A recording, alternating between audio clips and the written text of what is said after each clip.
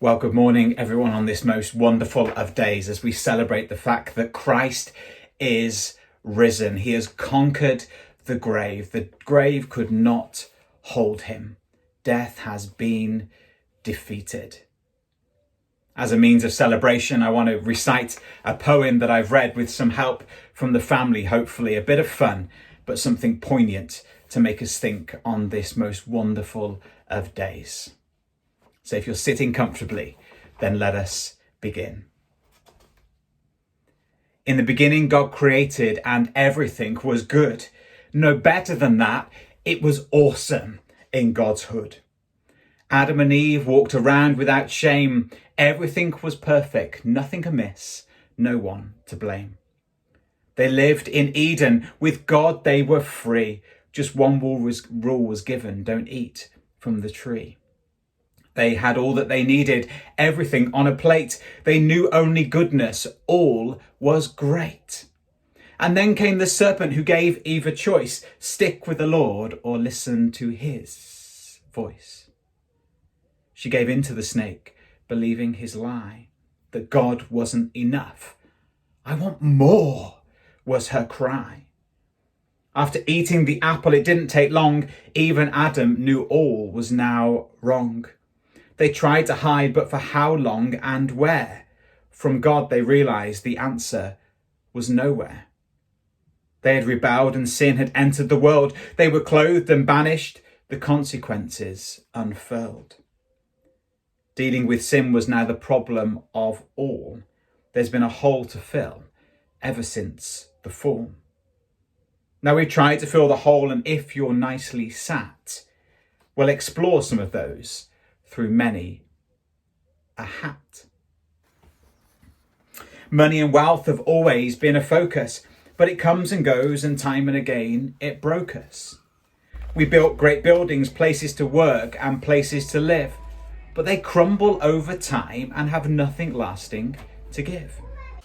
We bought camper vans, fast bikes and posh cars, but they break down and get us no closer to the stars.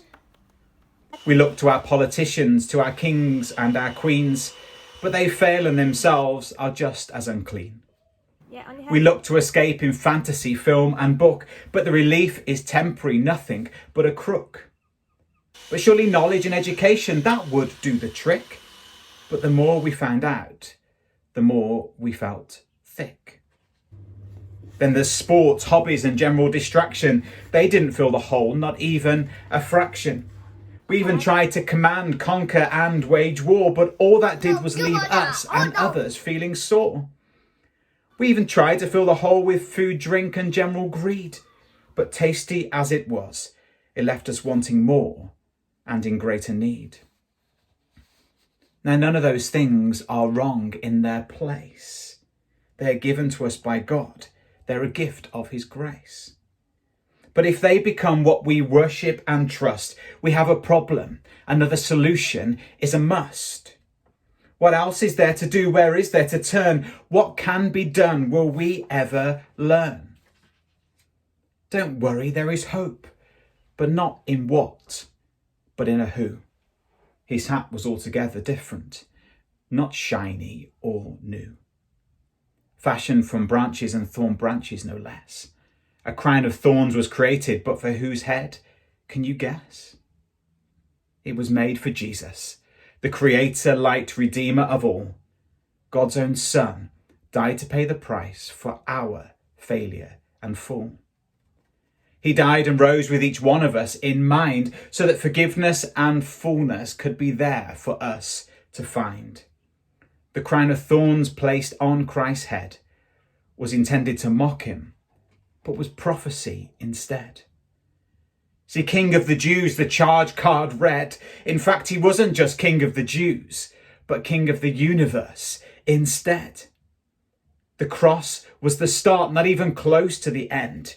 Jesus rose from the grave with a message to send.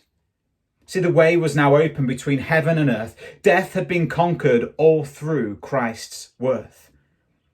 You see, that's the whole meaning of grace. We are unworthy, but Jesus stood in our place.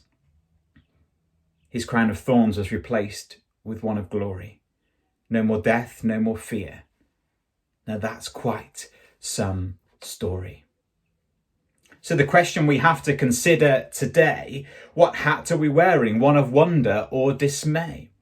Are we trying to fill the hole caused by sin on our own? Or have we seen in Jesus the King on the throne? Is our treasure all earthly? Where are we investing our time? Will our treasure be eternal or be lost on the climb? Social status, our jobs and all the things that we buy are nothing of worth. You see, true worth is on high.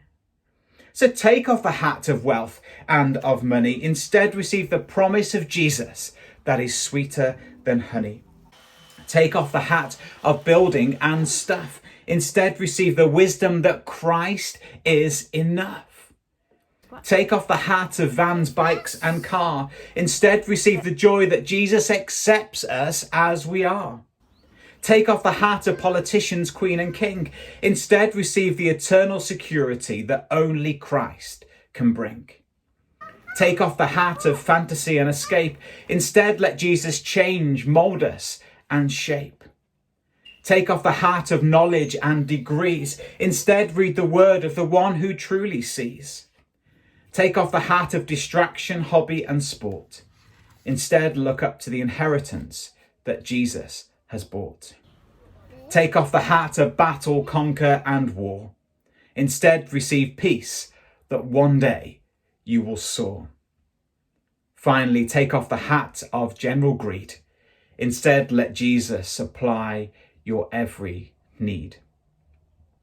So I come into land with a couple of thoughts, hoping in the chaos there's something that you've caught that has opened your eyes to the joy of this season and has helped you to realize that Jesus is the reason. There is no one else that would do what he did, to die and to rise, the fall he undid. Respond to Jesus' great love for you now. You'll never regret it, and you'll daily say, wow. You see, when you realize the joy of him always being there, through the good and the bad, always and everywhere, in this world he's with us, and in heaven he waits to give us a crown that will one day be great. Though we will leave this world, we know without doubt we'll be living in glory. Now, isn't that worth a shout? So we've all got crowns to wear for ourselves. I know we can't see them, but let's not leave them on the shelves. That crown serves a reminder that there's a bigger crown to come. We will make all and everything seem like a crumb. So there's one last thing that I need to make sure I say, something Jesus asked us to do whilst there's still day. When Jesus is Lord, there is one job to do, to go and tell others so they can be crowned too. Amen. Pasc Hapus Pau. Happy Easter, everyone.